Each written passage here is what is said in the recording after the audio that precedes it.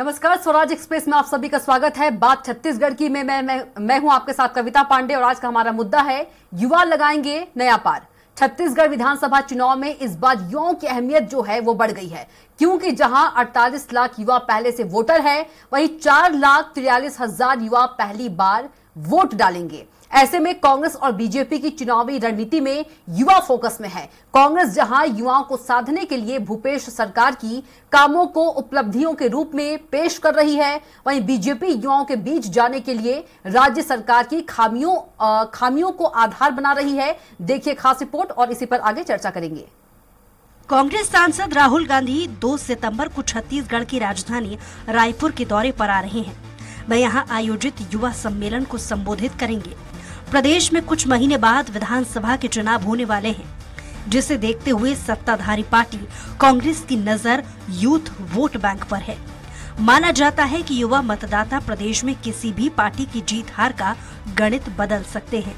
प्रदेश में करीब 48 लाख ऐसे यूथ वोटर्स हैं जिनकी उम्र 18 से 29 साल के बीच में है। इसमें फर्स्ट टाइम वोट करने वाले यूथ की संख्या लगभग 4,43,000 है। इसलिए दोनों ही पार्टियां यूथ पर फोकस कर रही हैं। युवाओं का दिल जीतने की पूरी कोशिश की जा रही है। रायपुर में होने वाली राहुल गांधी की सभा भी इसी रणनीति का हिस्सा है। युवाओं पर फैक्ट फाइल। प्रदेश में मतदाताओं की कुल संख्या 1,97,00,000 है।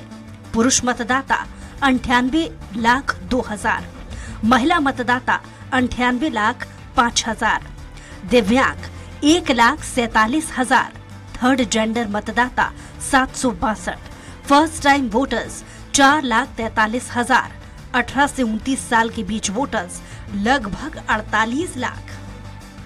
युवाओं को लेकर कांग्रेस के दावे हैं कि घोषणा पत्र में बेरोजगारी भत्ते के वादे को पूरा किया गया। 1,22,625 युवाओं के खाते में पिछले 4 महीने में लगभग 112 करोड़ रुपए से ज्यादा बेरोजगारी भत्ता जारी किया गया है। प्रदेश भर में 13,269 राजीव युवा मितान क्लब का गठन किया गया। क्लब को सालाना 1 लाख रुपए तक अनुदान किया जा रहा है। चुनावी साल में सरकार ने पीएससी, शिक्षक, फॉरेस्ट गार्ड, पुलिस जैसे कई विभागों में बम्पर भर्तियां निकाली हैं। सरकार शैक्षणिक स्तर पर हुनर की जानकारी लेकर प्रशिक्षण दिला रही है। पिछले 5 साल में 1 लाख से अधिक सरकारी नौकरियों में भर्तियां की गई। इसके अलावा जो छत्तीसगढ़ की बेरोजगारी दर देश में सबसे कम है, 0.5% है। देश की बेरोजगारी दर 1972 के बाद सबसे ऊंचे स्तर पे 8% से ऊपर है। तो ऐसे में छत्तीसगढ़ का युवा पूरी तरीके से भूपेश बघेल की सरकार से प्रभावित है, उनके कामों से प्रभावित है, उसको लाभ मिल रहा है। वहीं युवाओं को लेकर बीजेपी के दावे हैं कि बीजेपी सांसद और नेता युवाओं से संवाद कर रहे हैं और मोदी सरकार की 9 साल की उपलब्धियां बता रही हैं। पीएससी भर्ती में कथित गड़बड़ी को लेकर भाजयुमो बड़ा आंदोलन कर चुकी है। इसके अलावा अन्य भर्तियों में भी भ्रष्टाचार के आरोप बीजेपी लगा रही है। बेरोजगारी भत्ते को लेकर भी बीजेपी सवाल उठा रही है। बीजेपी नेताओं का कहना है कि 10 लाख युवाओं को भत्ता मिलना चाहिए था, लेकिन नियम इतने जटिल बनाए गए हैं कि युवा भत्ते से वंचित रह गए। चुनाव से पहले ही बीजेपी ने कर दिए ये बड़े ऐलान कि जितने परीक्षाओं में गड़बड़ी हुई है सभी को रद्द करके फिर से परीक्षा करवाएंगे। हर प्रतिभागी आंसर शीट को ऑनलाइन कार्बन कॉपी उपलब्ध कराई जाएगी। 100% पारदर्शिता होगी। पीएससी के हर एग्जाम सेंटर में परीक्षा के दौरान वीडियोग्राफी करवाई जाएगी। देखिए 2018 में जब कांग्रेस ने अपना जन घोषणा पत्र लॉन्च किया था तब राहुल गांधी जी आए थे और उसके बाद आज आ रहे हैं। मैं तो कहता हूं कि छत्तीसगढ़ के एक युवा को उस कार्यक्रम में जाना चाहिए और राहुल गांधी जी से पूछना चाहिए कि सब लोगों के बीच जो 2500 रुपए बेरोजगारी भत्ता देने की बात की थी वो कहाँ गया, 4.5 वर्ष तक उसे क्यों नहीं दिया गया, और अगर अभी दे भी रहे हो तो कुछ लोगों को क्यों दे रहे हैं और उसके पीछे इतनी शर्तें क्यों लागू कर रहे हैं जो युवा पूरा कर नहीं सकते। बहरहाल प्रदेश की भूपेश सरकार युवा संवाद, बेरोजगारी भत्ता, राजीव मितान योजना समेत विभिन्न योजनाओं से युवाओं को लुभाने का प्रयास कर रही है। वहीं बीजेपी पीएससी, व्यापम समेत विभिन्न भर्ती परीक्षाओं में गड़बड़ी और भ्रष्टाचार का आरोप लगाकर बीजेपी सरकार को फिर से वापस लाने की बात कह रही है। अब प्रदेश के युवाओं को तय करना है कि वे किन के साथ है। रायपुर से स्वराज एक्सप्रेस के लिए दिलीप साहू की रिपोर्ट। और इसी मुद्दे पर हम चर्चा करेंगे। ज्यादा चर्चा के लिए हमारे साथ खास मेहमान भी मौजूद है। कांग्रेस नेता सत्यप्रकाश सिंह जी, बहुत स्वागत है आपका चर्चा में। बीजेपी नेता रविंद्र सिंह जी, चर्चा में आपका भी बहुत स्वागत है। और वरिष्ठ पत्रकार उचित शर्मा जी, आपका भी चर्चा में बहुत स्वागत है। सबसे पहले कांग्रेस नेता के पास चलते हैं, सत्यप्रकाश जी के पास। सत्यप्रकाश जी, 2 सितंबर को एक बहुत बड़ी सभा होगी जिसमें राहुल गांधी आएंगे और युवाओं से बात करेंगे। कहीं ना कहीं विधानसभा चुनाव है आने वाले समय में, कहीं ना कहीं जो कांग्रेस है युवाओं को साधने की कोशिश कर रही है इस बड़े सम्मेलन के जरिए, कहा जा सकता है।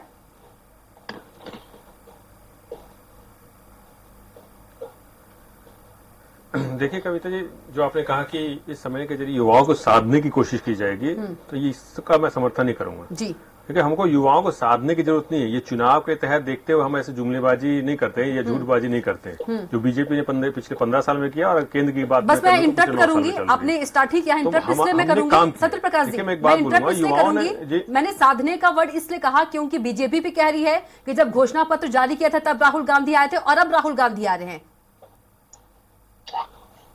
जी। जी, मैं उसी की बात बता रहा हूँ। तो राहुल गांधी जी आए थे, घोषणा पत्र के हमने वादे पूरे किए। हमको इसलिए हमारे केंद्रीय नेतृत्व हमारे सरकार पे, हमारे यहाँ के नेताओं पे भरोसा करते हैं। उनके जैसे नहीं है कि अमित शाह जी यहाँ पूरी चुनावी कमान संभाल रहे, तो मैं उस पर ज्यादा नहीं जाऊंगा। देखिए, मैं मुद्दे पे आ रहा हूँ। हमने देखिए 2018 से हमने काम किया, हमारी सरकार बनी, स्वास्थ्य, शिक्षा, रोजगार और किसान, ये प्राथमिकताओं में था। और भूपेश बघेल जी ने शुरू से काम करना शुरू किया। और देखिए, एक मैं बात बोलूंगा, हमारे युवा यहाँ छत्तीसगढ़ के युवा ने काका नाम दिया उनको, तो ये दिखता है कि उनको कैसा विश्वास है काका के ऊपर, ये कैसा भरोसा है अपने काका के ऊपर। और काका ने काम करके दिया है। बेरोजगारी भत्ते की बात कर लीजिए, PWD में इतने सारे बेरोजगार जो युवक घूमते रहते थे, उनको रजिस्ट्रेशन करवा के एक निर्माण कार्य से जोड़ा गया। उसके बाद आप बात कर लीजिए, रोजगार के द्वार खोले गए। अब इतनी भर्तियां खुली हुई है, इतनी भर्तियां पिछले 15 साल में रमन सिंह जी ने नहीं दी होगी जितने अभी हमने दे दिया। आरक्षण की वजह से अड़चन रुका हुआ था, मगर जैसे आरक्षण खुला है उसके बाद से हमने भर्ती बम्पर चल रही है। उसका प्रतियोगिता परीक्षाओं का जो फीस लगता था वो माफ किया गया। तो हमने काम कर दिया, इसी के तहत तो बेरोजगारी दर जो है छत्तीसगढ़ में सबसे कम है। सबसे बड़ा उदाहरण तो ये है कि छत्तीसगढ़ में बेरोजगारी दर सबसे कम क्यों है। अगर मैं इनकी बात करूं, शिक्षित बेरोजगारों को इन्होंने बोला था 2 लाख तक ब्याज मुक्त ऋण देंगे, वो नहीं दिया। 500 रुपए भत्ता 2003 के मैनिफेस्टो में इनके था, वो आज तक नहीं मिला। लैपटॉप मोबाइल बांटेंगे, वो नहीं मिला। अगर मैं केंद्र की बात करूं, 2 करोड़ रोजगार तो हर किसी को मालूम है, हर युवा आज परेशान है, किसी को नहीं मिला। यहां तक कि केंद्र की सरकार, मोदी जी ने खुद ने बोला था कि, माफ कीजिए, अमित शाह जी ने खुद ने बोला कि ये जुमला था। तो ये जुमले तो खुद बोल रहे हैं, जुमलेबाजी और झूठबाजी का है। मगर हमारी सरकार ने 2018 सरकार बनते ही युवाओं के लिए काम किया है। हमने चुनाव देखते नहीं किया है। लेकिन जिस बेरोजगारी भत्ता की आप बात कह रहे हैं, बीजेपी ये कह रही है कि मैं तो चाहता हूं, हम चाहते हैं कि जो राहुल गांधी आ रहे हैं युवा उनसे सवाल करें कि बेरोजगारी भत्ता कहां है जो 2500 रुपए देने की बात कही थी कांग्रेस ने।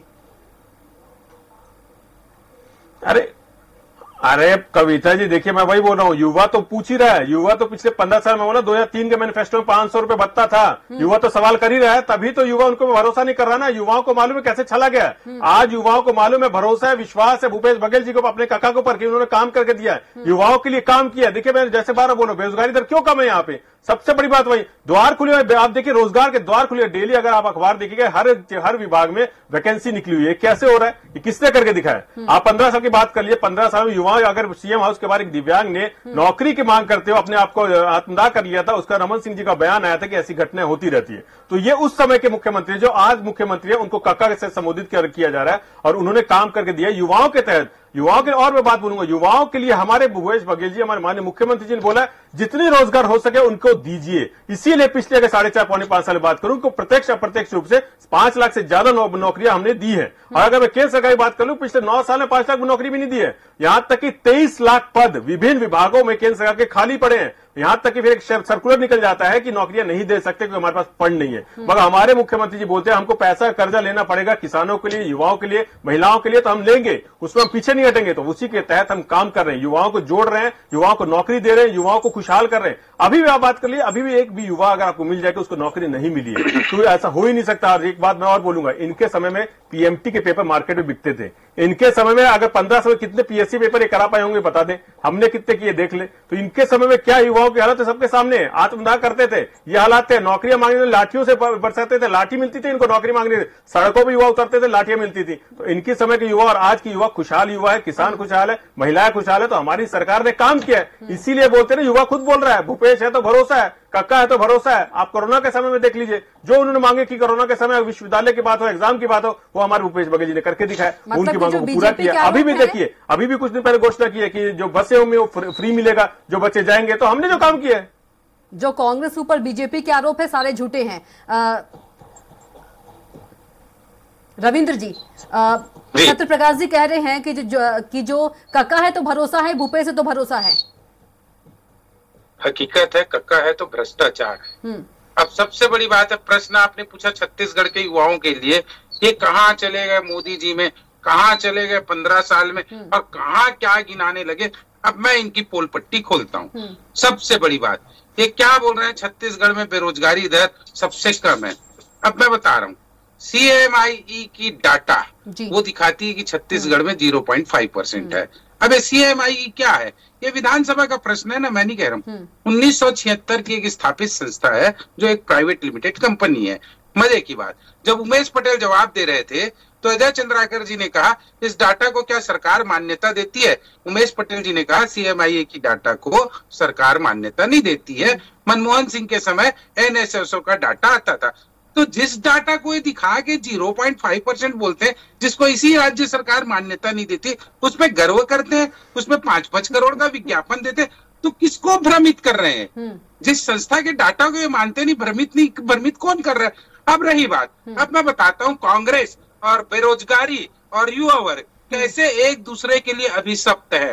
राज्य बना 2000 में, भूपेश बघेल जी तो उस समय मुख्यमंत्री थे नहीं, अजीत जोगी थे, कांग्रेस की सरकार थी। 2003 में PSC का गठन हुआ, 2000 में राज्य बनने के बाद 3 साल छत्तीसगढ़ के युवाओं को बर्बाद कर दिया गया। अभी बता रहा हूँ, हमारी सरकार ने जाते जाते करीब 900 पद निकाले थे, सब इंस्पेक्टर, सूबेदार, प्लाटून कमांडर के। आज तक भर्ती नहीं हुई है। आज 5वां साल गुजरने जा रहा है। अभी भी एक हफ्ता पहले 100 याचिकाएं लगी थी SI पे, उसके रिजल्ट पे विवाद है। परीक्षा पुलिस हेडक्वार्टर लेती है, मेंस व्यापम कराता है, फिर व्यापम रिजल्ट दे देता है किसको, इसको पुलिस हेडक्वार्टर को अभी तक रिजल्ट नहीं। तो ये इनकी स्थिति। 91 पद प्यून के लिए PSC निकालता है, 2.25 लाख क्या कहते हैं विज्ञापन आते हैं, लड़के अभ्यर्थी आते हैं, और ये कहते हैं बेरोजगारी दर है। अभी सत्य प्रकाश जी बोलते हैं बता दीजिए एक भी हुआ बेरोजगार है। तो आप बताइए कविता जी, आपके अगल बगल कितने लड़कों को रोजगार मिला हो, या उचित शर्मा जी बताएंगे कितने लड़कों को युवा बेरोजगार, मतलब 100 लड़कों में काम करने वाले लड़कों में 4 लड़के, एक लड़का बेरोजगार नहीं है। रविंद्र जी छोटा सा जवाब लेंगे क्योंकि फिर वरिष्ठ पत्रकार के पास चलेंगे, शर्मा जी के पास। सत्य प्रकाश जी जल्दी से एक लाइन में जवाब आप देना चाह रहे, जल्दी से एक लाइन में। बस मैं एक ही लाइन में बोलूंगा, एक ही लाइन में बोलूंगा। देखिए, इन्होंने बोला कि मनमोहन सिंह सरकार के समय NSSO का डाटा आता था। पिछले 9 साल से डाटा किसने बंद कर रखा है? हम तो मांग ही रहे हैं, केंद्र सरकार ने बंद कर रखा है ना। डाटा दीजिए ना भाई, आप डाटा के बाद के डाटा दे दीजिए। मोदी जी क्यों बंद करेगा? मगर हमारी वेबसाइट में सब चीज अवेलेबल है। मगर जब से 2014 डाटा छुपाया जा रहा है, डाटा जारी नहीं किया जा रहा है। की बात करिए, डाटा की बात करिए, अपनी बात नहीं बोलेंगे।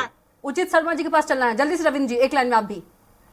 नहीं, इन्होंने खुद स्वीकार कर लिया मनमोहन सिंह के समय आता तो ये डाटा आया कहाँ से? ठीक है, जहाँ से 0.5% खुद भी स्वीकार कर लिया। शर्मा जी किस तरह से देखते हैं, एक बड़ा सम्मेलन हो रहा है, क्या ये युवाओं को साधने की कोशिश है? क्योंकि जिस तरह से आने वाले समय में 2 महीने बाद चुनाव है, कहा जाता है कि जो एक युवा है, युवा एक ऐसा वर्ग होता है जो कि किसी भी पार्टी का हार और जीत का जो गणित है वो पूरा बदल देता है। शर्मा जी जी, कविता जी बहुत सही कहा कि ये निश्चित तौर पे युवाओं को साधने की कोशिश है, युवाओं को साधने का प्रयास है, और एक राजनीतिक प्रयास है। ये होते रहना चाहिए लोकतंत्र में, इसकी जरूरत है। क्योंकि लोकतंत्र में जब किसान, नौजवान और जवान इनकी चर्चा होती है, और यही सबसे ज्यादा रक्तवाहिनी में घूमते हैं, लोकतंत्र की रक्तवाहिनी में इनकी बहुत आवश्यकता होती है। तो जिस जगह पे 48 लाख युवा हों, तो लाजमी है कि ऐसी जगह पे युवा आकर्षण का केंद्र बनेंगे, युवा नेता आएंगे, युवा सभा लेंगे, चाहे वो प्रियंका गांधी हो, चाहे राहुल गांधी हो, चाहे सचिन पायलट हो। जो भी ऐसी चीजें हैं जो युवाओं को आकर्षित करती है, और अपनी ओर आकर्षण करने के लिए ये हमें राजनीतिक पार्टी अपना राजनीतिक धर्म निभा रही है। लेकिन युवाओं को, युवा क्या चाहता है उस पर भी चर्चा और संवाद कविता होना चाहिए कि युवा किस तरफ से आकर्षित होता है। युवा आकर्षित होता है कि उन पे उच्च शिक्षा के, वहां पे अच्छी चीजें मिले, बेरोजगारी कमी रहे, ट्रांसपेरेंसी रहे, भ्रष्टाचार कम रहे, ये वो पहलू है जिनके ऊपर युवा। अच्छा उचित शर्मा जी, आप एक बड़े पत्रकार हैं छत्तीसगढ़ के, तो बहुत सारी ऐसी चीजें जी, आपको क्या लगता है कि जिस तरह से कांग्रेस कह रही है कि जो युवा हैं भूपेश बघेल के कामों से प्रभावित हैं, लेकिन बार बार इस पर जो बीजेपी है वो आरोप लगाती है, क्या कांग्रेस सही कह रही है? जो भूपेश बघेल ने सीएम भूपेश बघेल ने काम किए हैं उससे क्या युवा जो है वाकई प्रभावित हैं?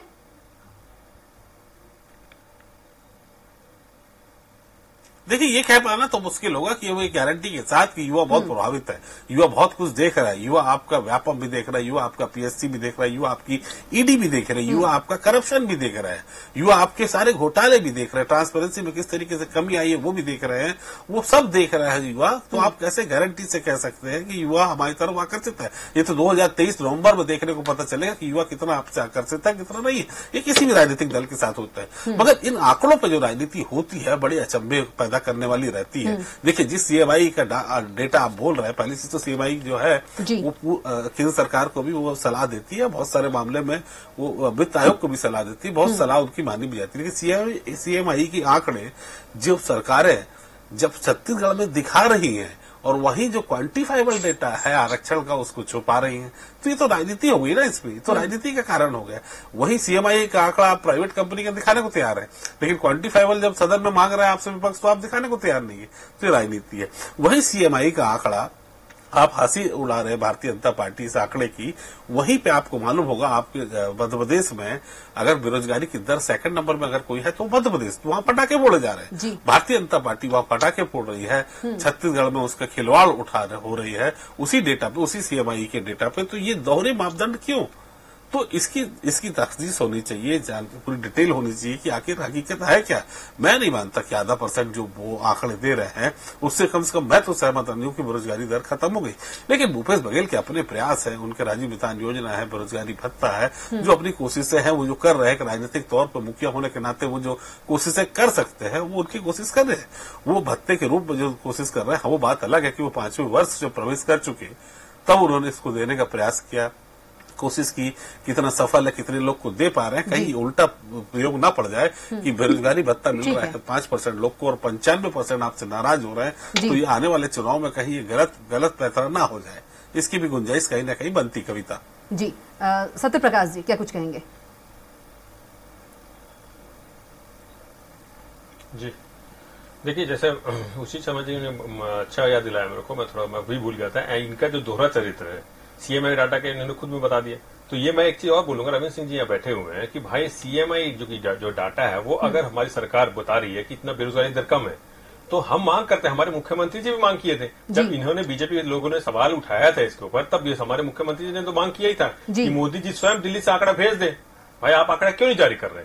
हम तो अगर आपको सीएमआई के डाटा पे भरोसा नहीं है तो आप ही आंकड़ा भेज दीजिए ना, आपको क्या दिक्कत है? देखिए यही हो रहा है। पिछले अगर 9 साल में बात की तो 2014 से जो बेरोजगारी के आंकड़े वो जारी नहीं किए जा रहे हैं। क्यों नहीं किए जा रहे? देखिए ये सीएमआई की एक और रिपोर्ट आई थी जिसके अंदर 45 लाख लोग युवा ऐसे हैं जिन्होंने नौकरी ढूंढने की आस छोड़ दी है और 23 लाख पर जैसे मैंने पढ़ा वो विभिन्न विभागों में खाली पड़े हैं। तो उनको भी मालूम है कि जैसी बेरोजगारी की दर डाटा का निकाल देंगे हम तो युवाओं के बीच में खलबली मचेगी और मोदी सरकार की जो हालत है वो अभी भी खराब है, महंगाई बेरोजगारी को लेकर वो और खराब हो जाएगी, इसीलिए डाटा छुपाया जा रहा है। मगर हमारी सरकार, देखिए ट्रांसपेरेंसी की बात करूंगा, हमारी वेबसाइट में सब अवेलेबल है, युवाओं को अभी भी रजिस्ट्रेशन करवाए आपको बेरोजगारी भत्ता मिल रहा है। तो हमारी सरकार तो जो युवाओं के लिए हो सकता है, बेहतर हो सकता है, काम कर रहे हैं। आप परीक्षाओं की बात कर लीजिए, आप उसके बाद नौकरियों की बात कर लीजिए, पीडब्ल्यूडी में लोक विभाग में जोड़ने का काम किया, हमने काम किया है। इनके मैं अगर गिनाने लग जाऊं तो जैसे मैंने भी गिना, इन्होंने सिर्फ और सिर्फ झूठ जुमलेबाजी की थी। 15 सालों में इन्होंने कितने लोगों को लैपटॉप और मोबाइल, लैपटॉप और कंप्यूटर बांटे ये बता दे। इन्होंने बोला था ना, शिक्षित बेरोजगार बच्चों को, युवाओं को इन्होंने बोला था कि 2 लाख तक ब्याज मुक्त ऋण देंगे, कितनों को दिया ये बता दे।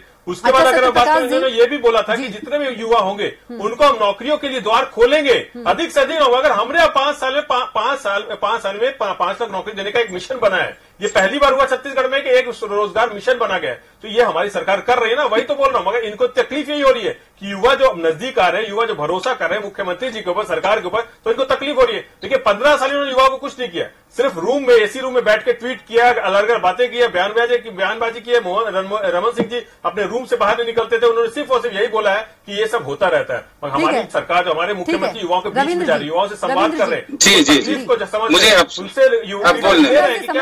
रुक जाइए सत्यप्रकाश जी, समय कम है। जी रविंद्र जी, मुझे अफसोस है, मुझे लगा था बहुत शानदार डिबेट होगा आज। ये केवल और केवल मोदी जी पे बोलते रहे, अपनी उपलब्धियों के बारे में बोले नहीं। सुन लीजिए, ये यही छत्तीसगढ़ है जहां पहली बार स्टाइपेंड पहले साल 60%, दूसरे साल 70%, तीसरे साल 80% देंगे और परीक्षा अवधि को 2 साल से बढ़ा के 3 साल कर दिया गया।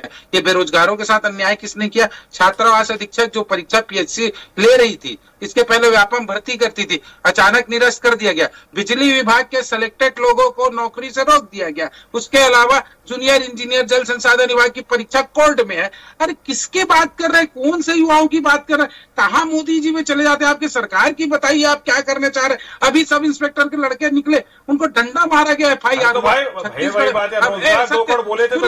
सत्य प्रकाश जी पहले सुन लीजिए, गलत बात बोल रहे हैं आप, बोलने दीजिए मुझे, सुन लीजिए। मैं पीएससी की लड़ाई में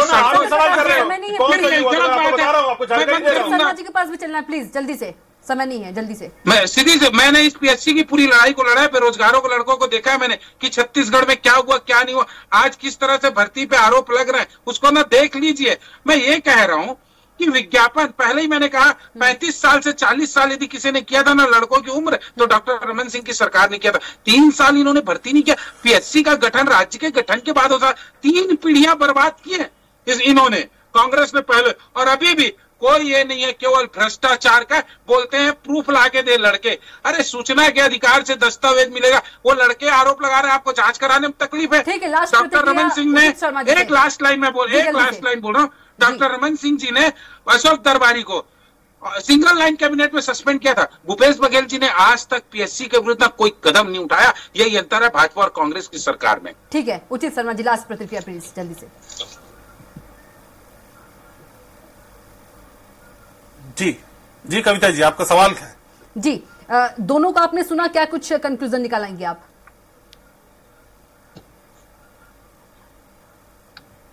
देखिए, जिस तरीके से युवाओं को आकर्षण की बात हो रही, तो निश्चित तौर पर साधन की कोशिश तो दोनों दल करेंगे। लेकिन आज का जो युवा है, वो चाहे इंटरनेट का दौर हो, चाहे 21वीं सदी हो, तो वो इतना समझदार हो चुका है कि आपके बहकावे में नहीं आना। ये राजनीतिक दल को समझने की दरकार है कि वो आपके किसी भी लोक लुहाने अट्रैक्शन में, आपके वादों में वो नहीं आएगा। बहुत स्मार्ट हो चुका है, बहुत मैच्योर्ड हो चुका है, उसको ये समझता है कि किधर वोट देना है, किधर नहीं देना है, किस तरीके की ट्रांसपेरेंसी है, किस तरीके की ईमानदार बातें हो रही है, क्या युवाओं की रक्षा और युवाओं के इस बारे में कौन सोचता है, इसके बारे में बहुत अच्छे तरीके से युवा परिचित है। उन्हें बहुत मतलब गैर शिक्षित ना माना जाए, उन्हें इमेच्योर्ड ना माना जाए, वो बहुत मैच्योर्ड हो चुके हैं। उनकी इतनी समझ डेवलप हो चुकी है कि वो किस तरफ जाना है, वो उनको तय करना है, वो बहुत अच्छे से मैच्योर्ड है। तो डेफिनेटली ये जो 45 लाख लोग हैं, निश्चित तौर पर बड़ी सोच समझ के वोट देंगे और आपके किसी भी गैर जो आपके जो बयान होंगे, जो जिस तरीके से आप लोग मीठे मीठे वादे करते हैं, उस तरीके के बयानों पे अगर आप कोशिश करेंगे बहलाने फुसलाने की, तो युवा नहीं आने वाला।